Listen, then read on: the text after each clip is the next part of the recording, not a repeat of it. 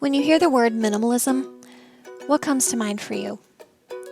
White, cold, sterile rooms with no signs of life? No color, no decor? A life where you just wear black t-shirts and you only own one fork? Well, not in this family. We are a family of 9. We have 7 kids, ages 1 to 13, and we live a very simple life. Now, there are a lot of misconceptions out there about minimalism and what that really means and what that looks like in real life. So I wanted to show you what our home and what our life looks like for real on a daily basis. Our life isn't perfect, we make plenty of messes, and my kids still need plenty of reminders to pick up after themselves. But because we live with less and we have less to manage, we spend very little time cleaning up and most of our time just living. Now, some of this footage was taken right after our cleanup time, but this is generally what it looks like on a regular basis. I love that we are able to tidy up in just a few minutes so that we can have friends over, we can head outside to play, or hop in the car for an entire day and come home to a tidy house. It's a great feeling. And if you're thinking, I don't know what that feels like, I want you to. I want that for you. So be sure to subscribe so you don't miss any videos. And at the end of the video, I want you to check out my free resources linked in the video description so you can get started simplifying right away.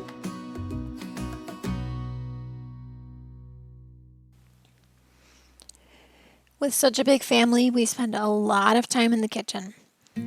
But we only have what we use on a regular basis. All of the things that you see are almost used daily. And that's it. We don't have a lot of extra gadgets. We use all of the dishes that you see.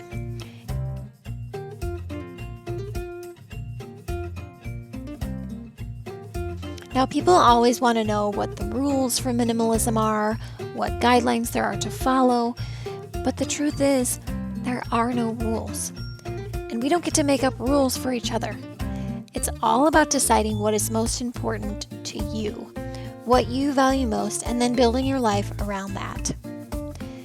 As Christians, our number one priority is to glorify God and point others to Him. And for us, that means living a slower life focused on people rather than things.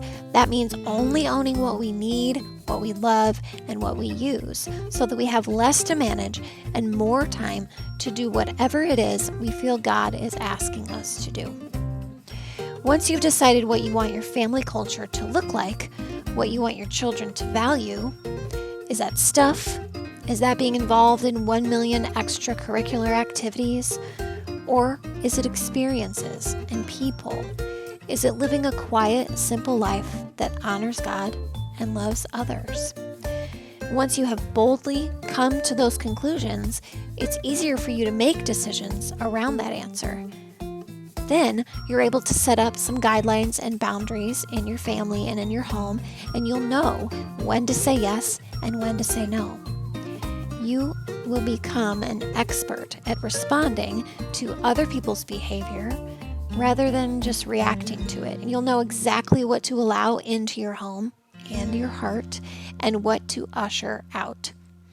Boundaries are like the frame on top of a strong foundation, which you've built once you decide what is most valuable to you. As you're getting really good at these boundaries, which also includes learning about yourself and how much you can manage, and that's really what it's about, you'll begin building solid habits and routines. Things like putting things back where they belong, decluttering as soon as it stops working for your family, the habit of generosity and giving things away, not buying things you don't need in the first place, avoiding piling up debt, not agreeing to things you don't agree to. These are all habits of simplicity, and I believe that it starts by getting your home to a manageable level. Think about going on a 1-week vacation and staying at an Airbnb. What do you really need? Even if you're cooking all the meals and doing the laundry and basically taking care of your kids in another city, which is what vacation is, what do you really need? Do you need a nightstand or an end table or a bookshelf in every corner against every wall? Because remember, surfaces attract clutter. You don't really need all that furniture. Do you need 8 throw pillows on your couch? How about those towels you're still using that you got for your wedding? 2 towels per person really is the way to go. How about clothes? Do you really need all those clothes?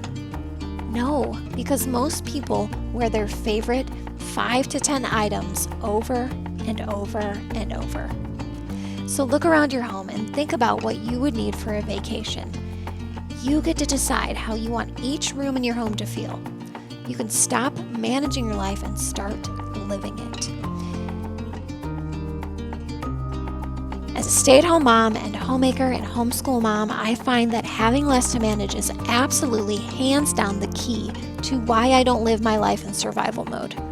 Our culture preaches the lie that your house won't be clean for 18 years and that sleep deprivation and overwhelm are just part of the deal. But I reject the idea that motherhood and home management have to be something that we just suffer through. I'm so busy is not something I believe should be celebrated. Life is short, and motherhood is even shorter.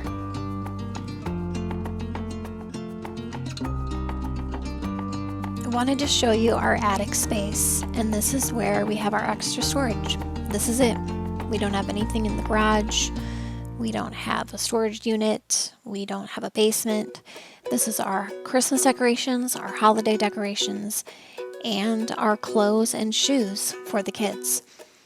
So I wanted to be sure that I show you this because this is all we keep. These are the things that we don't need all the time. It includes snow pants and clothes for the kids. Everyone in our family has a very minimal, simple wardrobe of just the things that we love and the things that we wear often. It really helps to keep the decision fatigue down. We have less choices to make. It makes getting dressed every day not a big deal. And it really keeps our laundry under control. We are almost never behind on laundry just because we simply don't have that much. We do one load every day and we all work together to get that done. Simplicity is about removing what you don't want to make room for what you do.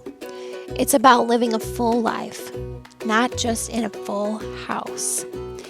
If you desire a simple life as a Christian mom, but you're overwhelmed with how to actually make that happen, I want you to check out the links in my description below. You can download my free PDF and also check out my free training. They're both linked and they're both totally free. I really hope that this video inspired you to simplify your life as a mom so that you can remove whatever is distracting you from the most important work. I'll see you in the next video.